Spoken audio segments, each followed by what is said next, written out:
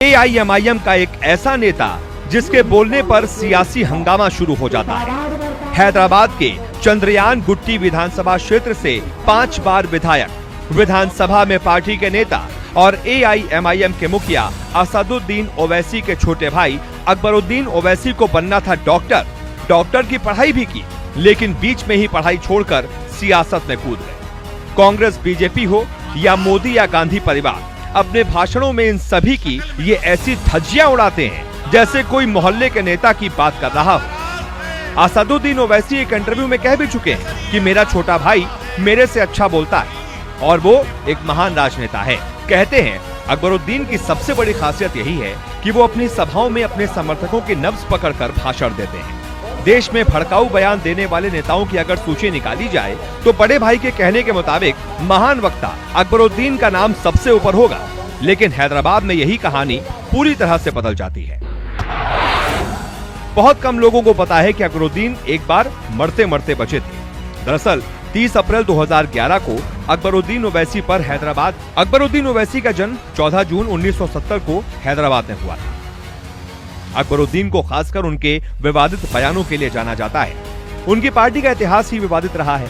आंध्र प्रदेश के Hyderabad old city में करीब 40 सालों से भी ज्यादा वक्त से ओवैसी परिवार का राजनीतिक दबदबा बरकरार है। सुल्तान सलाउद्दीन ओवैसी ने इस पार्टी की शुरुआत की और अब उनके तीनों बेटे इसे आगे बढ़ा रहे हैं। अकबरुद्दीन को ओल्ड सिटी का बाहुबली कहा जाता है। बड़े भाई की तरह इनको भी बाइक चलाना पसंद है। एआईएमआईएम के मेडिकल कॉलेज के सर्वेसर्वा अकबरुद्दीन ही हैं। बहुत कम लोगों को पता है कि हैदराबाद में सबसे ज्यादा फ्लाईओवर अकबरुद्दीन के विधानसभा क्षेत्र में ही। 1995 में अकबरुद्दीन ओवैसी इश्क कर बैठे। लड़की ईसाई थी, नाम था सबीना। ओवैसी ने शादी भी कर ली।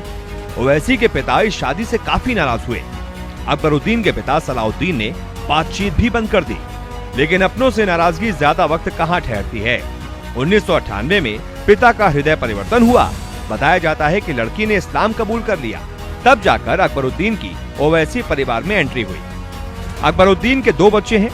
बेटे का नाम नूर उद्दीन ओवैसी है तो बेटी का नाम कनीज फातिमा ओवैसी। बेटी लंदन में लॉ की पढ़ाई कर रही है।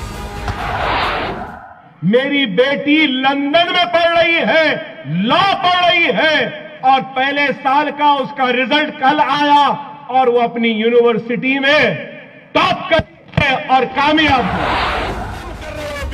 आक्रामक राजनीति करने वाले अकबरुद्दीन अपने भाषणों में आग उगलते हैं। कभी तस्लीमा नसरीन के खिलाफ फतवा जारी करवाते हैं तो गांधी परिवार के खिलाफ अपशब्दों का इस्तेमाल भी करते हैं। जैसे उन्होंने तय कर लिया है कि विवादित होकर ही राजनीति करनी है। कुछ लोग राजनीति में होकर विवादित हो जाते हैं, लेकिन अकबरुद्दीन ऐसे नेता हैं जो विवादित होकर राजनीति करते हैं। हालांकि जब पूरे देश में मुसलमान सीएए और एनआरसी को लेकर सड़कों पर प्रदर्शन कर रहे थे तो अकबरुद्दीन तेलंगाना के मुख्यमंत्री के चंद्रशेखर राव से सिंह वाहिनी मंदिर का विस्तार कराने का अनुरोध कर सबको चकित कर देते हैं। इस मंदिर के जीर्णोद्धार के लिए उन्होंने 10 करोड़ का बजट मांगा था।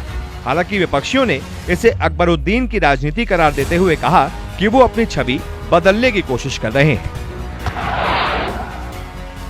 सीएए कानून के खिलाफ प्रदर्शन के बीच अकबरुद्दीन ओवैसी ने ऐसा विवादित बयान दिया जिस पर हंगामा खड़ा हो गया। ओवैसी ने कहा, 700 साल से ज्यादा मुसलमानों ने देश पर राज किया। नागरिकता के लिए और क्या सबूत चाहिए? हमको डरने या घबराने की जरूरत नहीं है, परेशान होने की जरूरत नहीं है।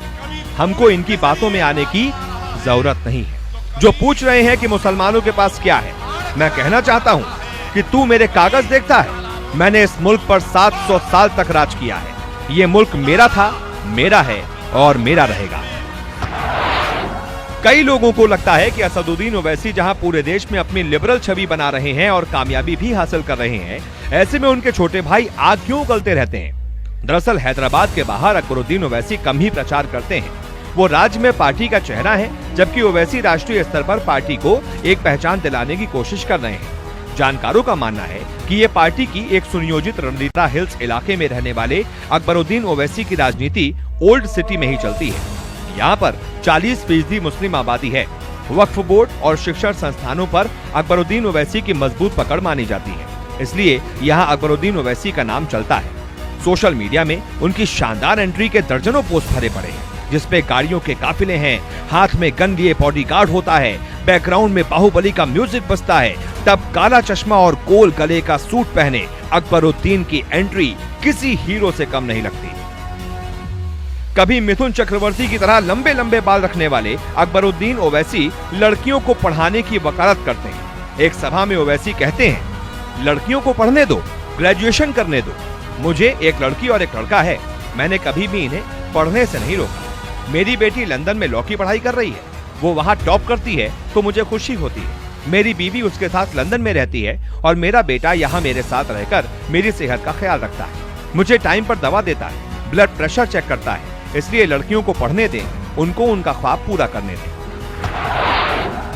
अकबरुद्दीन ओवैसी की राजनीति ऐसी है जो सबको पसंद नहीं है। इसके बावजूद उनकी एक इमेज है जिसे एक तबका बेहद पसंद करता है, खासकर हैदराबाद की एक बड़ी मुस्लिम आबादी। ओवैसी पर कई केस चल रहे हैं, ज्यादातर केस विवादित बयानों को लेकर है। इसके बावजूद वो धड़ल्ले से भड़काऊ भाषण देते हैं, सीधे देश के प्रधानमंत्री को चुनौती देते हैं, जो कि निहायत ही बचकाना है।